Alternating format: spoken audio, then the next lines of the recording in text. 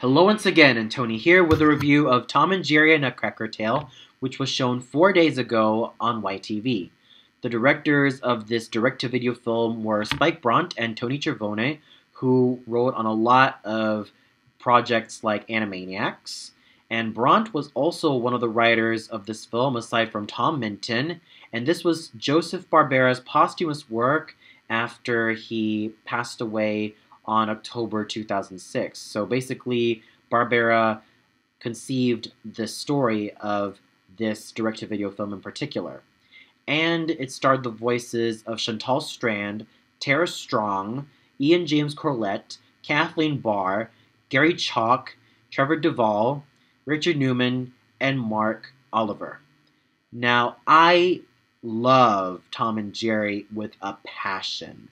I respect the legacy that these two characters managed to have as a cat and mouse duo. Every single moment that they have together was just pure gold. And I really enjoyed watching the 1940s and the 1950s Tom and Jerry shorts, as they hold such a special place in my heart. The Gene Deitch ones were mediocre at best, but the Chuck Jones ones were extremely enjoyable. Not to mention, it also had a lot of reboots and, well, let's just say reimaginings, like the Hanna-Barbera 1970s Tom and Jerry cartoon, the Filmation Tom and Jerry comedy show, and the many direct-to-video movies that this cat and mouse duo had, not to mention theatrical release that it managed to get in the 90s, starring Richard Kind and Dana Hill. Now, I used to like this ever since I was a kid, but overall it was sort of a mediocre like for this film. But as I grew up, I actually found the film pretty stupid, though I will admit Richard Kind and Dana Hill managed to give Tom and Jerry their voices pretty well, if you ask me, even though they're not really supposed to talk, though at one point they did talk in The Lonesome Mouse, in which Jerry had a manly voice, and also that of Tom. Though I actually did like Richard Kind's and Dana Hill's portrayal of the cat and mouse duo. And speaking of its many direct-to-video movies, and not to mention its its spin-offs or its reboots like Tom and Jerry Tales and the recent Tom and Jerry cartoon, this also had a lot of direct-to-video films like Tom and Jerry and the Magic Ring, Tom and Jerry Blast Off to Mars, Tom and Jerry The Fast and the Furry, this in particular, Tom and Jerry Meet Sherlock Holmes, and Tom and Jerry The Wizard of Oz. Now, how does Tom and Jerry: A Nutcracker Tale fare as a direct-to-video movie? Does it manage to blow the others out of the water, or does it go into mediocre territory, or does it stink? Let's find out. Now, story-wise, this doesn't really feel like a typical Tom and Jerry short. In fact, it may feel like a Tom and Jerry short at heart, but it manages to take it up a notch, in which Jerry is the hero of this direct-to-video movie, and then Tom and his cat allies are basically the antagonists. It's quite interesting, though one-sided. And this is one of those typical revolution stories in which the oppressed, in which the downtrodden have to fight against the strong people who look down on them, who want to get rid of their kingdom, who want to rid of them completely. This may not be anything that may be fresh or anything that's new, but it's safe to say that this is Tom and Jerry. We have to keep this enjoyable as possible, and it did. This really did. It was so enjoyable from beginning to end, and there were certain aspects of the story that were very genuinely heartwarming, genuinely touching, and it's also thanks to the fact that there was a lot of music used from Tchaikovsky's ballet, The Nutcracker. There was just so many instances that I'll get to the music later that just feels a lot more uplifting, and you almost forget that you're watching a story unfold in front of your very eyes. In fact, the music really helped the story. Yes, there were some flaws in the story, I'll tell you that.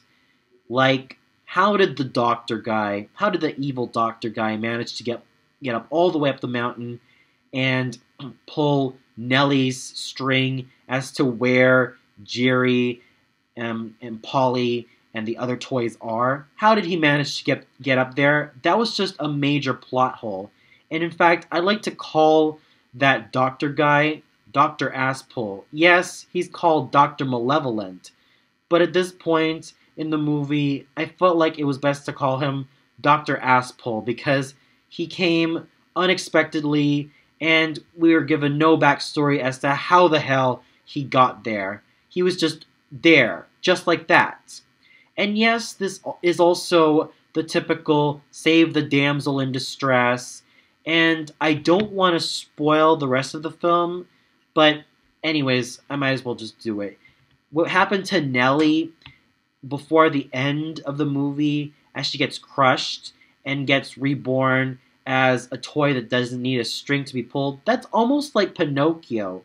But still, despite those flaws, it's still a very enjoyable and very fun story. Now, the animation is absolutely great, just like what every Tom and Jerry cartoon should be, and especially the direct-to-TV movies. Now, I'm just surprised at just how well their animation really is. And with Tom and Jerry, A Nutcracker Tale, they really went all out with the animation. The dance sequences are absolutely there. Not to mention the Cat Soldiers March in the tune of Mother Jagan and the Little Clowns was just absolutely brilliantly choreographed. Everything about it was just detailed, well choreographed, and it was just awesome. Not to mention the music. Now, for the most part, since this is Tom and Jerry Nutcracker's Tale, they decided to make use of Tchaikovsky's music, and my goodness, they seem to really do a lot of favors for the movie. And there was also one original song that managed to be added in, and that is King of the Cats. Well, even though it's catchy and enjoyable, it's just meh. I didn't really hate it, nor do I love it. It's just average at best. But what really, really stands out for me is the Cat Battle song in terms of its wonderful, fast-paced, and just simply put, awesome lyrics. And not to mention, this is into the tune of Mother Jagan and the Little Clowns, also known as the Polichinelles. I thought that the lyrics for this short song was just absolutely funny, brilliant, and just simply put, well executed. I did not find any sour note whatsoever, and everything about it was just, like I said, well choreographed, and just simply put, well done. The characters are actually okay for the most part. I actually liked Nibbles in this direct-to-video TV movie. Not to mention, he's absolutely a lot of fun, just like how Nibbles is supposed to be. Yes, in the earlier Tom and Jerry shorts, Nibbles is mainly the waif-like kid, the baby, who has to look cute in front of the camera. Whereas where there are moments where he is Jerry's sidekick, like the one time in Robin Hood and the Musketeers shorts, he's absolutely very funny. And with this version, he's very funny, charming, and just a lot of fun to watch. Jerry is still Jerry. He's a lot of fun to watch, and the same thing can be said about Tom, though Jerry takes like the protagonistic role of the prince, whereas with Tom takes up the antagonistic role of one of the Cat King's soldiers, in which he has to attack Jerry and destroy him.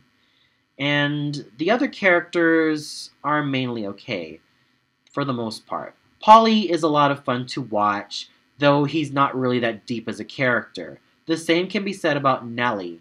She is fun as a character, and yes, I do feel sorry for her in terms of the fact that she has to be pulled, like her string to be pulled in order to talk. But other than that, she's not really that deep as a character, though she is entertaining. The ballerina, well, I could not really care about her as a character. She's one of those typical damsels in distress, but despite that, she manages to be very capable. She manages to be extremely capable and shows that she manages to have like a little bit of brain and some capability, so to say.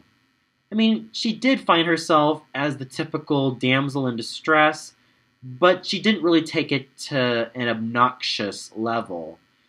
So, yes, the characters are absolutely okay. The same thing can be said about the Cat King. He's not really that involving as an antagonist or as a big bad, but he's okay. I mean, he's fine, really. It's just that he doesn't really get that much depth or anything.